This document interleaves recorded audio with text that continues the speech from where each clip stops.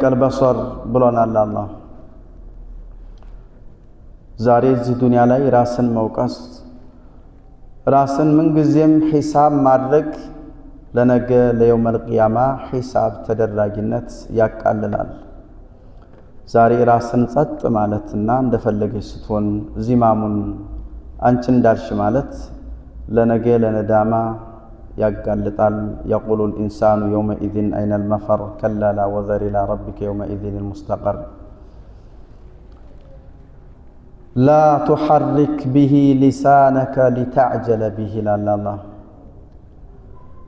ነቢዩ ሰለላሁ ዐለይሂ ወሰለም አብደላህ ብን አባስ ያወራው በሆነ ሐዲስ የዚህ አያ የመወረድ ሰበብ ካነ ረሱሉላህ ዐለይሂ ሰላቱ ወሰላም ዩዓሊጁ በጣም ይጣደፉ ይቻኮሉ ነበር። ሚነ ተንዚሊ ሽደተን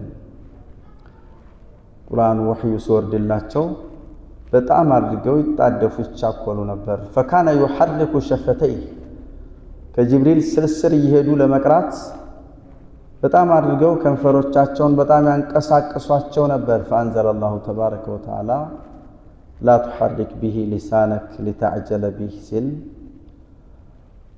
ጸጥ ብለው ብቻ እንዳዳምጡ አዘዛቸው።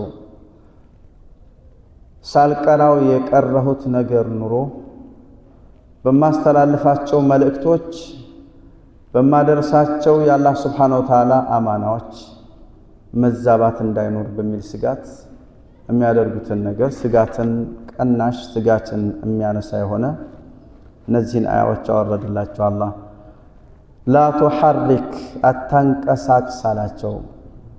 ሊሳነከ ቢሂ በቁርአን ጅብሪል ሲቀራለህ ሊሳነከ ምላስህን ሊተዕጀለ ለመቸኮል ለመፍጠን ብለህ ቢሂ ከስርስሩ ቀርተ ፈጥነህ ለመከተልና ለመቅራት ብለህ ምላስህን አታንቀሳቅሰው አላቸው አላህ። ወልኺጣቡ ሊነቢይ ሰለላሁ ዐለይሂ ወሰለም إلى القرآن الكريم وهو غير مذكور. لا تحرك بالقرآن لسانك لأجل الاستئجال به وأنصت واستمع لما يلقى إليك على الجو ستبل زنبلها دمت ولا تعجل بالقرآن من قبل أن يقضى إليك وحيه وقل ربي زدني علما بالا لا بسورة طه عليه. وقد كان عليه الصلاة والسلام إشفاقا منه وحرصا إشفاقا بمفرات بمسكات የሚዘለል ነገር እንዳይኖር እንዳልዘለው ብለው ማለት ነው። وحرصا በጣም በመጓጓት يبادر إلى أخذه من الملك ከመላእክቱ ለመያዝ በጣም ይቻኮሉ ነበር።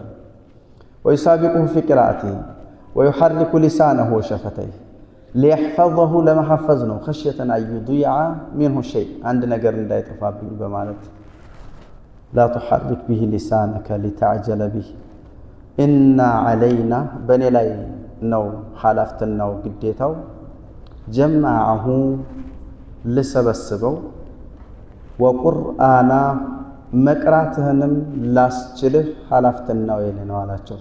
ጀማዐሁ ሰብስቤ በአንደበት ውስጥ ላስቀምጠው በፈለከው ሰዓት ደግሞ ከዚህ ከአንደበት ውስጥ በሕፍዝ ከተቀመጠው ለምትፈልገው ቦታ ላይ ማጣቀሻ የሚሆነውን አያ ልትቀራው የማስቻል የዚህ ብቃት ባለቤት ማድረግ የኔ ኃላፊነትና ነው አላቸው። ወቁርአና ፈኢዛ ቀረእናሁ እኔ የቀራሁት ጊዜ ይላል አላህ ጅብሪል የቀራው ጊዜ ማለት ነው አላህ ፈተቢዕ ቁርአና የሱን መቅራት ጸጥ ብለህ በማድመጥ ተከተል። ثم إن علينا ከዛም በእኔ ላይ በያና እንደው ቂርአቱን ለፍዙን አንደበት ውስጥ ሴፍ ሕፍዝ ማድረግ ብቻ ሳይሆን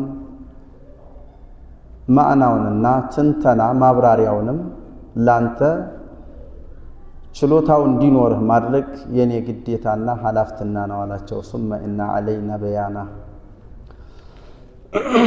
ነብዩና አለይሂ ሰላቱ ወሰላም ወህዩን ጸጥ ብለው በመከታተል ብቻ አድማጭ እንዲሆኑ አዘዛቸው።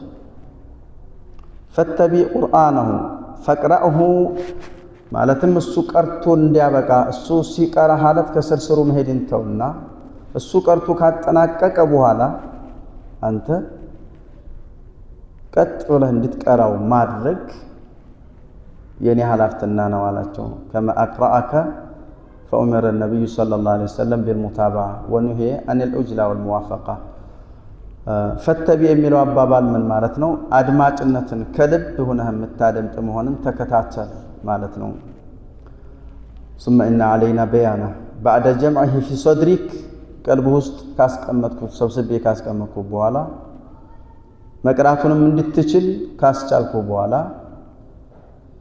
በምትቀራውና በምታስተላልፈው መልእክት فإن علينا تفسيره وبيان معانيه معناውን ተፍሲሩን በደንብ ላንተ ማስቻልም የኔ ግዴታ ነው ይላል አላህ።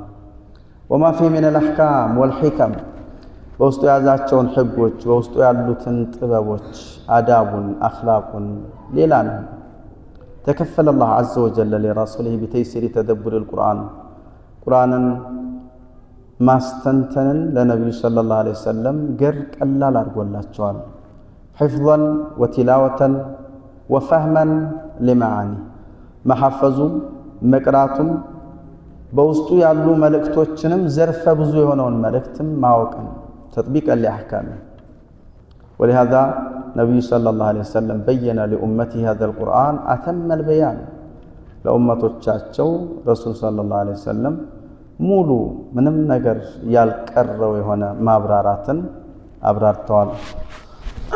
ወኢንሻአላህ ለዛሬ درس زيغار يبقى وسبحانك اللهم وبحمدك أشهد أن لا إله إلا أنت استغفرك وأتوب إليك.